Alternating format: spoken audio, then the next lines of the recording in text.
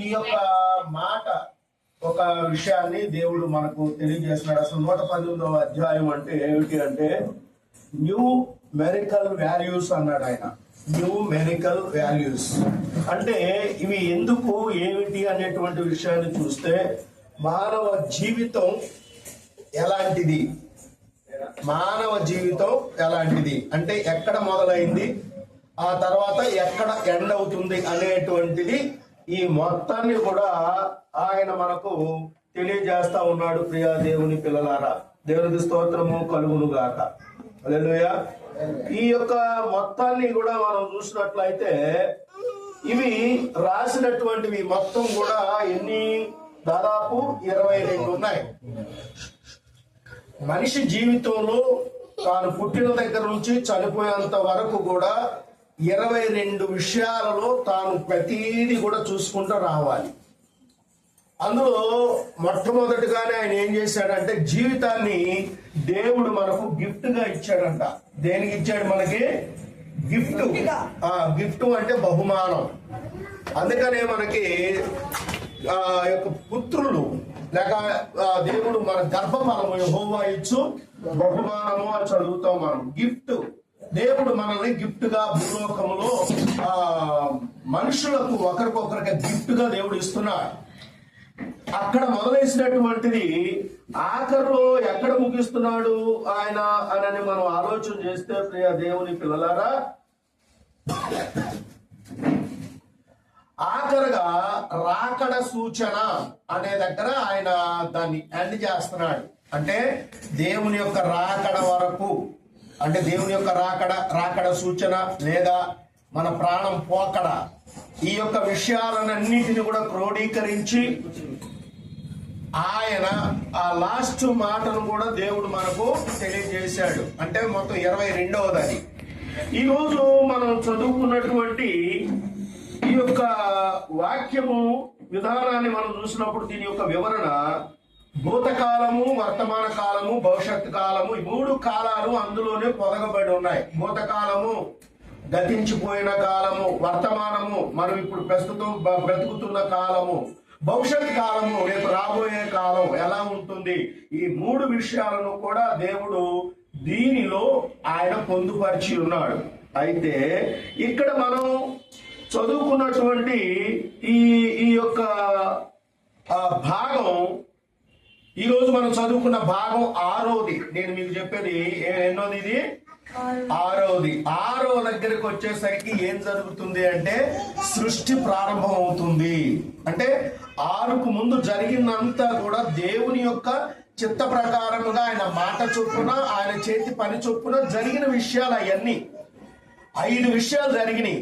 6వది సృష్టి దగ్గరకు వచ్చాడు దేవుడు. సృష్టి అంటే మనుషుడు ఏమయ్యాడు? ఇప్పుడు సృష్టింపబడుతున్నాడు, మనుషుని సృష్టిస్తున్నాడు. అంటే ఆదామును దేవుడు ఏ విధముగా సృష్టించాడో ఆ సృష్టి యొక్క కార్యక్రమం మొదలవుతుంది ఇక్కడ. అంటే ఇప్పుడు మనం చూసినట్లయితే 22 భాగాలు అని చెప్పాను ఇందాక మీకు. 22లో నుంచి మనం 5 విషయాలు తీసేసాం అనుకోండి, ఎన్ని ఉంటాయి మనకి? ఇప్పుడు 17 విషయాలు ఉంటాయి. అంటే మానవ జీవితం దేంతో ముడిపడి ఉంది? 17 విషయాలతో ముడిపడి ఉంది. అంటే పుట్టిన దగ్గర నుంచి తాను చనిపోయేంత వరకు కూడా 17 విషయాల మీద ఆధారపడి నడవాలి. 17 అనేటువంటి మాటను చూస్తే 1 + 7 = ఎంత? 8. 8లో ఏమున్నది అని మనం చూస్తే 8లో నువ్వు ఎక్కడ మొదలేసినా తిరిగి మళ్ళీ అక్కడికే రావాలి. మనం ఎలా తిప్పుకున్నా కూడా అది అలాగే వస్తుంది. అంటే సృష్టి మొదలు అంతము వరకు కూడా దేవుని యొక్క ఆ యొక్క పని జరుగుతుంది. అంటే మొదలు చివరి వరకు కూడా ఆయన ఉన్నాడు. అంటే 8లో ఎవరున్నారు? యేసు క్రీస్తు ప్రభు అయి ఉన్నారు. దేవునికి స్తోత్ర. 8 అనేటువంటిది యేసు క్రీస్తు యొక్క సంఖ్య, అది ఆయన సూచన. అందుకని ఇక్కడ మనం చూసినప్పుడు ఈ 8వ విషయాన్ని మనం చూస్తా ఉన్నాం. ఈ రోజున మనం చూస్తే మనకి వారానికి ఎన్ని రోజులు చెప్పండి? నిజంగా 6 రోజులు. 7 రోజులు. ఇప్పుడు మళ్ళీ మనం ఎన్నో రోజుకు వస్తున్నాం? మనం 8వ రోజుకు వస్తాం. అంటే ఆది మొదలుకొని ఆదివారం మొదలేస్తున్నాం. ఆదివారము, ఆది అనగా మొదలు, సోమవారం, మంగళవారం, బుధవారం, గురువారం, శుక్రవారం, శనివారం. దేవుడు ఏం చెప్పాడు? మీరు 6 రోజులు కష్టపడి 7వ రోజున మీరు విశ్రాంతి తీసుకోండి అన్నాడు. యేసు ప్రభు వచ్చిన తర్వాత ఈ 7 అనేటువంటి దానిని యేసుక్రీస్తు వచ్చిన తర్వాత ఆపేశాడు. అంటే ఏమొచ్చింది ఇప్పుడు? ఇక్కడ 8 వచ్చింది. అంటే ఆ 8లో యేసుక్రీస్తు ప్రభువు జన్మించాడు అనేది మనకు తెలుస్తుంది. దేవునికి స్తోత్రం కలుగును గాక. ఆయన జన్మము 8వ సంఖ్యలోకి వచ్చింది. అయితే ఇప్పుడు ఈ యొక్క 8 యొక్క విషయాన్ని మనం చాలా జాగ్రత్తగా తెలుసుకోవాల్సినటువంటి వారమై ఉన్నాం. దేవునికి స్తోత్ర. ఇక్కడ మనం చూసినటువంటి వేద భాగంలో మనము ఏం చదువుకున్నాం? ఇక్కడ దీని యొక్క భావం అక్కడ ఆయన ఏమంటాడంటే, దీన్ని వావ్ అనేటువంటి మాట ఉంటుంది. 119వ అధ్యాయము 41వ వచనం దగ్గర మనం మధ్యలో చూస్తే అక్కడ ఏమని ఉంది మనకి? వావ్. వావ్ అంటే దాని అర్థం ఏంటంటే సృష్టి మొదలైంది అని అర్థం. అంటే ఆహా, దేవుడు గొప్ప కార్యం జరిగిస్తున్నాడు అనేటువంటి భావం కూడా అందులోకి వస్తుంది. సృష్టి మొదలు. ఇక్కడ ఏమైంది? ఇక్కడ ఇది సృష్టి మొదలవుతుంది అన్నమాట. ఇది మొదలు. ఇక్కడ దేవుడు ఏమంటున్నాడు అంటే, యెహోవా నీ కనికరములు నా యొద్దకు రానిమ్ము, నీ మాట చొప్పున నీ రక్షణ రానిమ్ము. ఏం రానియాలంటున్నాడు ఆయన? నీ రక్షణ రానివ్వు నాకు, నీ రక్షణ కావాలి నాకు. యేసు ప్రభు పుట్టిన తర్వాత ఎన్ని సంవత్సరాలకి వాళ్ళందరికీ రక్షణ వచ్చింది? నిజం చెప్పాలి. ఇప్పుడు మీకు అందరూ కూడా నిజంగా భయభక్తులు, మరి ప్రభువుని విశ్వసించి మారుమనసు పొంది బాప్తిసం తీసుకొని రోజు బైబిల్ గ్రంథం చదువుతానే ఉంటాం మనం. యేసు ప్రభు పుట్టినాక ఎన్నాళ్ళకి వాళ్ళకి రక్షణ వచ్చింది చెప్పాలి. యేసు ప్రభు పుట్టగానే రక్షణ వచ్చిందా? అక్కడ దేవదూత ఏమని మాట్లాడుతుంది? ఇదిగో మీ కొరకు రక్షకుడు పుట్టి ఉన్నాడు. ఇక్కడ మనం ఆ వాక్యం చదువుతా ఉంటాము. కానీ యేసు ప్రభు పుట్టిన తర్వాత ఎన్ని సంవత్సరాలకి లేకపోతే ఎన్నాళ్ళకి ఆ యొక్క రక్షణ భాగ్యం ఈ యొక్క ప్రజలకు దొరికింది? ఇది అసలు ముఖ్యం. అమ్మా, 33.5 సంవత్సరాల తర్వాత, అనగా 34వ సంవత్సరం వచ్చినాక వీళ్ళకి ఏం దొరికింది? ఇక్కడ లాజిక్ ఒకటి ఉంటది, మీకు అదే గుర్తు పెట్టుకోవాలి. ఇక్కడ ఏమంటాడంటే 33.5 అన్నాడు ఆయన. 3.5 సంవత్సరాలు, 33.5 సంవత్సరాలు బతికాడు ఆయన. రక్షణ ఎప్పుడు వచ్చింది వీళ్ళకి? 34వ సంవత్సరంలోకి వచ్చింది.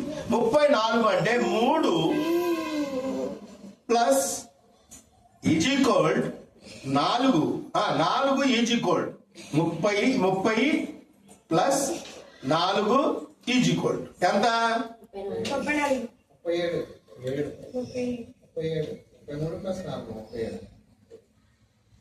3 ప్లస్ 4 ఈక్వల్ 3 ప్లస్ 4 ఈజీకోల్డ్ అంటే ఎంత?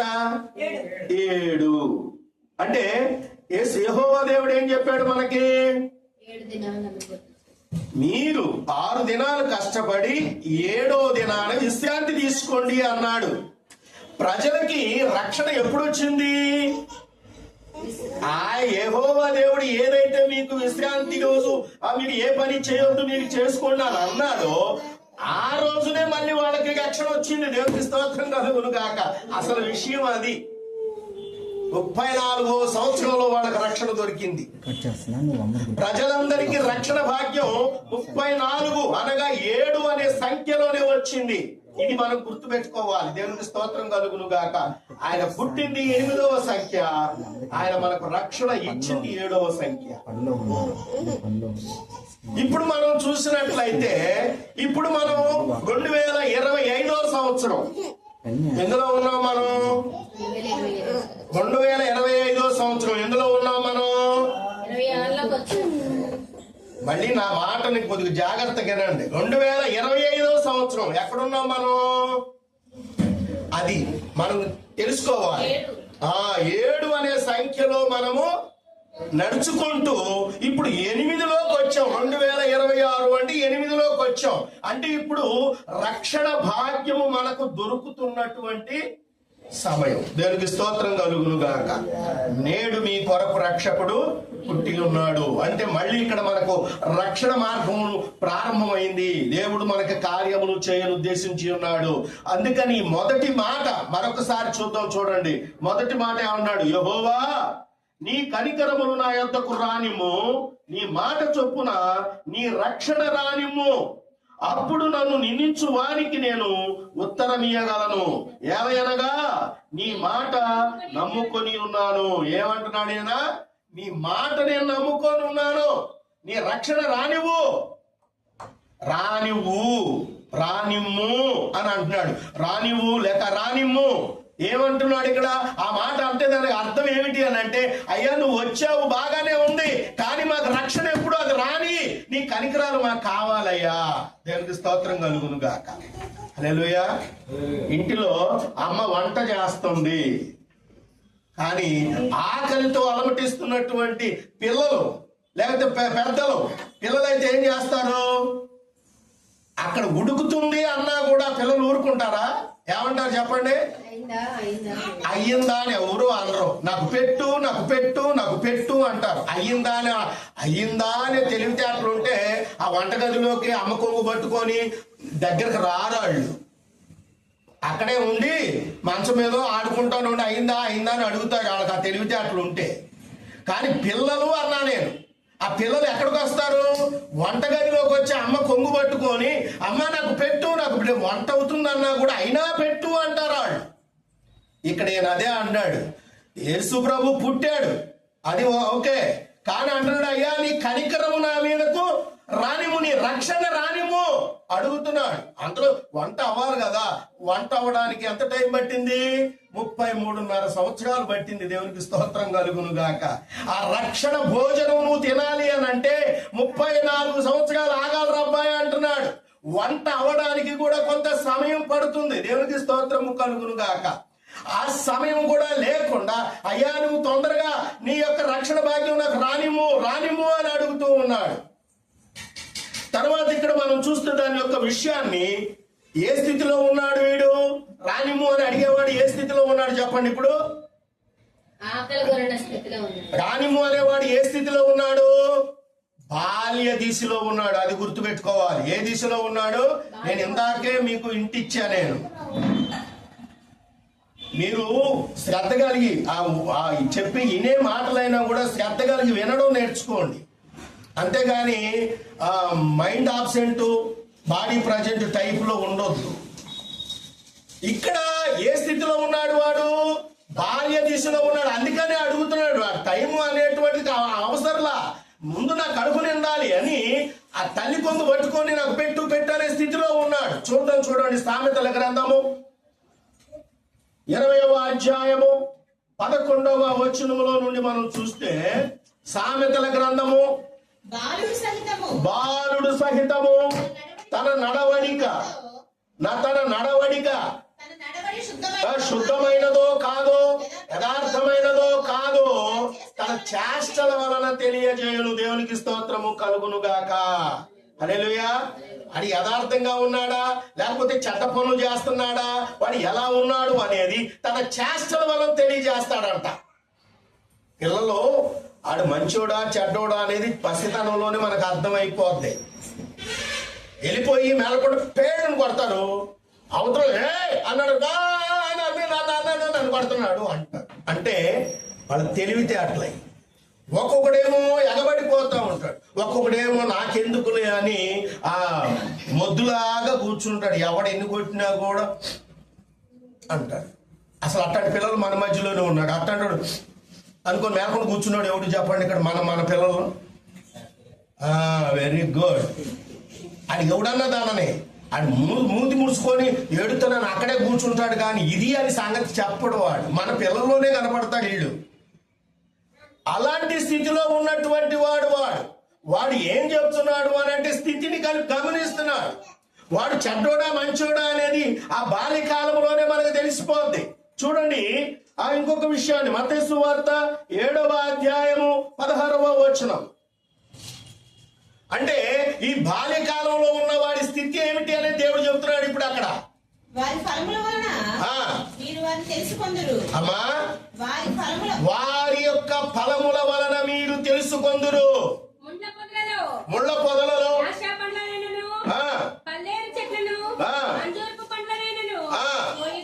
పోస్తారా? అలాగే ఫలించును. పనికి మాలిన చెట్టు ఏ ఫలాలు ఫలిస్తుంది? కాని ఫలములను ఫలిస్తుంది. మంచి చెట్టు పనికి మాలిన చెట్టు మంచి ఫలములను ఫలింపనేరదు. మంచి ఫలములు ఫలింపని ప్రతి చెట్టు నరకబడి అగ్నిగుండంలో పడవేయబడును. కాబట్టి మీరు వారి యొక్క ఫలముల వలన వారిని మీరు తెలుసుకుంటారు. ఇక్కడ మనం బాల్యకాలంలో ఉన్నటువంటి వాడు ఏంటి అనేది వాడి మాటల వలన, వాడి ఫలాలు అని అంటే ఆ యొక్క తీయదనం, అంటే వాడి మాటలు, వాడి చేష్టలు అన్నమాట. ఇప్పుడు మనం ఒక్కొక్క మామిడి పండు కొనుక్కుంటాము, అది కొంచెం సరే చూద్దాం అని నోట్లో పెట్టుకుంటాం. అబ్బా అద్భుతంగా ఉంది అనుకుంటా అసలు దాన్ని వదిలిపెట్టుకోకుండా ఆఖరికి టెంక కూడా నాకే దగ్గరే ఉంటాడు మనిషి. ఏంటది? పైకి పచ్చగా ఉంది, ఎలా ఉంటుందో అనుకొని తిన్నాం. తినే కొంది ఏమవుతుంది? అది మధురంగా ఉంది.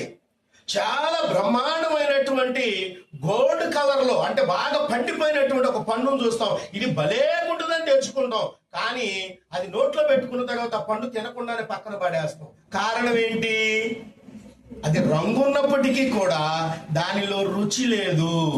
ఇక్కడ రంగు ముఖ్యం కాదు, దాని ఫలము యొక్క ఆ భూమి యొక్క సారం, దాని పునాది ముఖ్యం మనకి. అందుకని ఇక్కడ పిల్లల యొక్క విధానము దేవుడు ఇక్కడ మనకు తెలియజేస్తా ఉన్నాడు.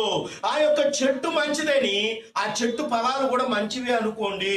అంటే చెట్టు ఎలాంటిది? ఏ భూమిలో నాటబడింది, నాటబడినటువంటి ఆ యొక్క చెట్టు ఫలాలు ఎలా ఉంటాయి అంటే పొద్దున మనకు పుట్టినటువంటి మన పిల్లలు ఎలాంటి స్థితిలో బ్రతుకుచున్నారు, ఇవన్నీ కూడా మనకు కావాలి. అందుకే బాల్యకాలంలోనే మన పిల్లల యొక్క భవిష్యత్తును మనం తీర్చిదిద్దగలిగిన వారమై ఉండాలి. వారిని ఏ విధంగా నడిపించాలో మనం తెలుసుకోగలిగిన వారమై ఉండాలి. ఆ యొక్క విషయాన్ని దేవుడు చెప్తున్నాడు. దేవుడు ప్రతి మాటకు కూడా ఆయన నవ్వుతోనే సరిపెట్టాడు, కానీ వీళ్ళని ఎవరిని కూడా నిందించలేదు. దేవునికి స్తోత్రము కలుగును గాక. హల్లెలూయా. అంటే ఇప్పుడు మనం ఏం చేయాలంట వీళ్ళని? ఇప్పుడు 22వ అధ్యాయం 6వ వచనం చదువుదాం. సామెతల గ్రంథము 22వ అధ్యాయము 6వ వచనములో అంటున్నాడు. ఏమంటున్నాడు ఆయన? బాలుడు నడవవలసిన త్రోవను వానికి నేర్పుము, పెద్దవాడైనప్పుడు దాని నుండి తొలగిపోడు. అంటే ఇప్పుడు ఈ చెట్టు యొక్క విధానంలో ఈ పండును చూసాం. ఆ పండు చూసిన తర్వాత ఏమిటి ఇలాగుంది అని అనుకుంటున్నావు. చెట్టు మీద ఉన్నటువంటి పండును నువ్వు కోసిన తర్వాత నువ్వు ఏం చేయాలంటే ఆ పండుని పండేంత వరకు కూడా చక్కగా దాన్ని మాగబెట్టాలి. మనం దానికి ఎన్నో శ్రద్ధలు తీసుకుంటాం. కొంతమంది బియ్యం డబ్బాలో వేస్తారు, కొంతమంది గడ్డి వేస్తారు. అంటే వాటిని ఏ విధంగా మనం పండించుకొని తినాలి అనేటువంటి స్థితిలో ఉంటాం మనం. అలాగే మనం చిన్న పిల్లలకి కొంతమందిని గడ్డి పెట్టి పెంచాలి, మరి కొంతమందికి గోని పట్టాలతో పెంచాలి, మరి కొంతమందికి బియ్యం డబ్బాలో వేసి పెంచాలి. అంటే దాని అర్థం ఏంటంటే కొందరు ఆహారం కొరకే పుడతారు, మరి కొంతమంది ఎక్కువగా అన్నం తిన్నటువంటి వాళ్ళు కూడా గోని పట్టతో సంబంధించినటువంటి వాళ్ళు. గడ్డి అని అంటే పశువులాగా ఏది పడితే అది మేసేవాళ్ళు. ఇది దాని అర్థం. ఆ పిల్లల యొక్క విధానం అంతా కూడా మనకు అక్కడే తెలిసిపోద్ది. మనం ఎలా పెంచాలో కూడా మనకు దేవుడు మనకు నేర్పిస్తున్నాడు. దేవునికి స్తోత్రము కలుగును గాక. వాక్యాన్ని మనం చదువుతూ ఉంటాం, కానీ దాని లోతు తెలియదు, దాని ఎత్తు తెలియదు, దాని వెడల్పు తెలియదు, దాని పొడవు తెలియదు, అసలు ఏమిటో మనకు అర్థం కాదు. కానీ ఆ వాక్యం యొక్క లోతుల్లోకి వెళితే ఆ పిల్లలను మనం ఎలా పెంచాలో దేవుడు ఇక్కడ మనకు తెలియజేస్తా ఉన్నాడు. చూడండి, ఇక్కడ ఆ యొక్క బాధ్యత అంటే ఆ బాలుడు నడవవలసిన త్రోవను మనకి నేర్పితే ఏమవుతుందన్నమాట, మనం ఏం నేర్పించినట్టు వాడికి బాధ్యత నేర్పించినట్టు, బాధ్యతను నేర్పించినట్లు పద్ధతిగా పెంచాలి. మన పిల్లల్ని ఆ విధంగా పెంచాలి. ఈ 2026 సంవత్సరంలో మన యొక్క పిల్లలను మనం ఏ విధముగా పెంచాలి అనేది ముందు మనం నేర్చుకోవాలి. ప్రియ దేవుని పిల్లలారా, దేవునికి స్తోత్రము కలుగును గాక. హల్లెలూయా. కౌమార దశకు వస్తారు పిల్లలు. కౌమార దశ అంటే ఏ వయసులో ఉంటారు వాళ్ళు? అప్పుడు చెప్పండి. కౌమారము అంటే ఏ దశ? ఎంత వయసు ఎంత అమ్మా? 10 నిండిన తర్వాత కౌమారకు వచ్చేసినట్టే వాడు. 10 నిండిపోయినాయి అంటే 12 దగ్గర నుంచి ఇక కౌమారం. అది అంటే 18 వరకు ఉంటుంది దాని లెక్క. ఎక్కడ దాకా ఉంటుంది అది? దాని లెక్క ఎక్కడ దాకా ఉంటుంది చెప్పండి? 18 ఏళ్ల వరకు కూడా కౌమారంలోనే ఉంటారు వాళ్ళు. వాళ్ళని కౌమారం 18 నిండాలి అంటే 18 తగలగానే మా వాడు పెద్దోడు అయిపోయాడు అనుకోవడానికి లేదు. వాళ్ళ 18 నిండాలి. 18 నిండేంత వరకు కూడా వీళ్ళు ఎక్కడ ఉంటారు? వీళ్ళు కౌమారంలో ఉంటారు. అంటే ఇప్పుడు చూడండి, 12లో నుంచి 12కు ఒక మనం 6 కలపండి, 18. అంటే ఇప్పుడు ఎన్ని సంవత్సరాలు మనం వాడికి జ్ఞానం కలగటానికి ఆ యొక్క కౌమార దశలో ఉన్నటువంటి వాడు ఎన్ని సంవత్సరాలు ఆ కౌమారం దాటాడు? వాడు 6 సంవత్సరాలు ఓపిక పట్టాలి మనం. దేవునికి స్తోత్రం కలుగును గాక. హల్లెలూయా. అంటే దేవుడు మనిషిని సృష్టించిందండి ఎప్పుడు? ఏ దినంలో చేశాడు ఆయన? 6వ దినంలో మనిషిని సృష్టి చేశాడు. అంటే ప్రతిదానికి 6 పెంచుకుంటూ వెళ్ళాలి ఇక్కడ. దేవునికి స్తోత్రం కలుగును గాక. హల్లెలూయా. ప్రతి మనిషిని, ఆ మనిషి యొక్క జీవిత విధానాన్ని మనం చూడాలి అని అంటే ప్రతిని కూడా మనం ఏం చేయాలి? 6 పెంచుకుంటూ వెళ్ళాలి. ఇక్కడ 6 సంవత్సరాలు మనం ఓపిక పట్టాలి మన పిల్లల కోసం. చూడండి, ఇక్కడ ప్రసంగి గ్రంథము 11వ అధ్యాయము 9వ వచనం. ఇప్పుడు ఈ యొక్క బాలుడు ఎక్కడికి వచ్చాడో మనం చూద్దాం. బాలుడు ఎక్కడికి వచ్చాడు? 11వ అధ్యాయము 9వ వచనం. యవనుడా నీ యవన కాలమందు, నీ యవనమందు సంతోషపడు. అంటే యవనం రాగానే 6 సంవత్సరాల తర్వాత, ఈ కౌమారం దాటిన తర్వాత ఆ యొక్క యవన కాలంలోకి వచ్చినటువంటి యొక్క యవనస్తుడు ఏమవుతున్నాడు? వీడు యవనుడా నీ యవన కాలమందు నువ్వు సంతోషపడు. నీ యవన కాలమందు నీ హృదయమును సంతుష్టిగా ఉంచుకో. నీ కోరిక చొప్పున, నీ యొక్క దృష్టి యొక్క ఇష్టము చొప్పున నువ్వు ప్రవర్తించు. అయితే వీటన్నిటి యందు దేవుడు నిన్ను తీర్పులోనికి తెచ్చునని జ్ఞాపకం చేసుకో. దేవునికి స్తోత్రము కలుగును గాక.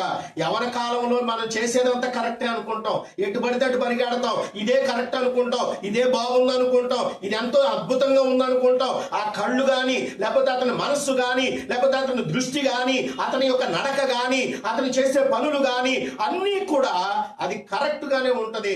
అది అంటే ఒక పురుషుడైనా అంటే పురుషుడు కాదు, స్త్రీ అయినా కూడా వాళ్ళు చేసేది ఇది మాది కరెక్టే అనుకుని వెళ్తా ఉంటారు. యవనం అలాంటిది. అందుకని అంటాడు, యవనుడా నువ్వు సంతోషంగా ఉండు, అయితే దేవుడు నిన్ను తీర్పులోకి తెస్తాడు, గుర్తు పెట్టుకో అన్నాడు. దేవునికి స్తోత్ర. యవ్వన కాలము ఇక్కడికి వచ్చాడు వాడు. అంటే ఇతన్ని ఏది తప్పుదారి పట్టిస్తుంది? ఇప్పుడు చెప్పండి నాకు చూద్దాం.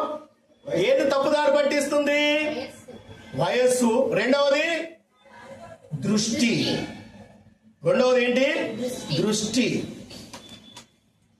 ఆ దృష్టి, ఆ 2 విషయాలు మనిషిని అతలాకుతలం చేసేస్తుంది. మొదటిది యవనం అయితే రెండవది ఏంటిది? దృష్టి. కళ్ళు జాగ్రత్తగా పెట్టుకోవాలి మనం. దేవునికి స్తోత్రం కలుగును గాక. ఆ కళ్ళు కరెక్ట్ గా లేకపోతే అపాయంలో పడతాం మనం, అపాయంలో పడతాం. అందుకనే దేవుడు ఈ దినం నీకు ఇస్తున్నటువంటి వాక్యాన్ని నువ్వు గుర్తు పెట్టుకోవాలి. మనం ఏ విధముగా ఉన్నాం, ఎలా బ్రతుకుతున్నాం, ఎలాంటి స్థితిలో వెళుతున్నాం, ఇవన్నీ కూడా ఉండాలి. అందుకని యవనుడా నీ యవన కాలమందు సంతోషించు, నీ దృష్టి యొక్క ఇష్టము చొప్పున, నీ కోరిక చొప్పున నువ్వు ప్రవర్తించు. అయితే వీటన్నిటి యందు దేవుడు నిన్ను తీర్పులోనికి తెచ్చునని ఏం చెప్తున్నాడు ఆయన? జ్ఞాపకం చేసుకో. అన్ని బాగానే ఉన్నాయి, నీ హృదయాన్ని కూడా సంతుష్టిగా ఉంచుకో, కానీ దేవుడు నిన్ను తీర్పులోకి తెస్తాడు, అది గుర్తుపెట్టుకో. దేవునికి స్తోత్రము కలుగును గాక. అందుకని ఇక్కడ ఏం చెప్తున్నాడు అంటే తిమోతిలకు రాసినటువంటి మొదటి పత్రిక 4వ అధ్యాయము 11వ వచనములో మనం చూసినట్లయితే ఈ యొక్క నువ్వు బాల్యకాలములో నీ బిడ్డలకు నువ్వు నేర్పించినటువంటి ఈ యొక్క విషయాలన్నిటినీ కూడా అతను గుర్తుపెట్టుకొని ఏ విధంగా నడుస్తున్నాడో దానిని సరిచేసుకునేటువంటి అవకాశాన్ని దేవుడు మనకి ఇస్తున్నాడు. తిమోతిలకు రాసినటువంటి మొదటి పత్రిక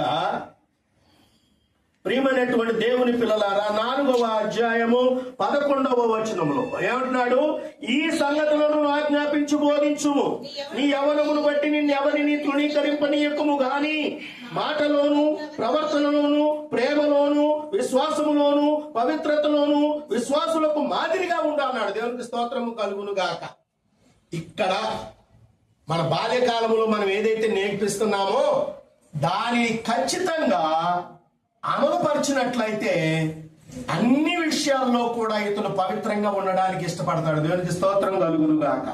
ఒక అబద్ధం ఆడాలన్నా కూడా దిగచెమట్లు పోస్తాయి మనకి, అమ్మో నేను అబద్ధం ఆడేసాని. ఒక తప్పు చేయాలన్నా కూడా మనకి కాళ్ళు చేతులు వణుకుతాయి. ఎందుకంటే అమ్మో నేను చాలా తప్పుడు పని చేస్తున్నానే అని. నోట్లోంచి ఒక అపవిత్రమైనటువంటి ఒక బూతు మాట మాట్లాడాలన్నా కూడా మన యొక్క శరీరం వణుకు పుడుతూ ఉంటది.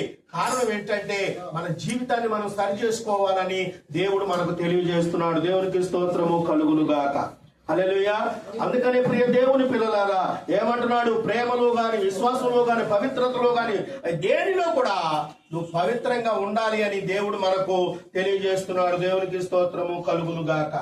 ఆ విధముగా మనం ఒక జీవితంలో ఈ సృష్టి యొక్క మొదటి నుండి మనం చూసినట్లయితే మన జీవిత కాలము ఆ విధముగా ప్రయాణం చేస్తుంది. మన యొక్క విధి విధానాలు ఆ విధంగా మనల్ని నడిపిస్తా ఉన్నాయి. మన యొక్క బ్రతుకు ప్రయాణంలో మనం చేసే ప్రతిదీ కూడా ఈ విషయాలన్నీ ఒక్కొక్కటిగా మనం ఏం చేయాలంటే వాటిని దాటుకుంటూ ముందుకు వెళ్ళాలి. ఇవి ఎన్ని దశలు? ఇప్పుడు నేను చెప్పేటువంటి ఈ భాగము ఒకటి బాల్య దశ చెప్పాను, రెండవది యవనం దశ చెప్పాను. అంటే ఎన్ని దశలు వచ్చినాయి? ఇప్పటికి 2 దశలు వచ్చినాయి. మనిషికి ఎన్ని దశలు ఉంటాయి? కరెక్ట్ గా చెప్పాలి. మనిషికి దశలు ఎన్ని? 4 దశలు. ఇప్పుడు 4 చెప్పాలి నేను. దేవునికి స్తోత్రం కలుగును గాక. అంటే ఇప్పుడు మనం చెప్పింది ఎన్ని? 2. మరి ఇంకా 2 చెప్పుకుంటూ పోతే ఇప్పుడు మన పరిస్థితి ఏంటి? దేవునికి స్తోత్రము కలుగును గాక. అదనమాట. కాబట్టి మరి దీన్ని మనం ఏం చేయలేము. ఎందుకంటే మనము మూర్ఖులము, గర్వాంధులము, గర్విష్ఠులము, అహంకారులము, బద్ధకస్తులము, బుద్ధిహీనులము, ఇలాంటివన్నీ కూడా మన దగ్గర ఉండి దేవుని సమయాన్ని దొంగలించినటువంటి దొంగలం. ఈ పాటికి భోజనాలు కూడా అయిపోయి మనం ఫ్రీగా కూర్చోవాలి. మనం ఇలాంటి ఇదిలో మనం ఉన్నాం కాబట్టి మరి 4 విషయాలు నేను మీకు చెప్పలేకపోతున్నందుకు చింతిస్తూ దేవుణ్ణి నేను క్షమాపణ అడుగుతూ వీళ్ళందరినీ జ్ఞాపకం చేసుకో ప్రభా, ఇంకొకసారి ఇలా జరగకోకుండా వాళ్ళు సిద్ధపడేటట్టుగా నీ కృప దయచేయమని ప్రభువుని వేడుకుంటూ ఈ నా మాటలు ముగిస్తున్నాను. దేవుడు ఈ పరిశుద్ధ వాక్యమును తన వినికిడిలో దీవించి ఆశీర్వదించి నడిపించును గాక. ఆమేన్. దేవునికి స్తోత్రము కలుగును గాక. హల్లెలూయా. పాట పాడు.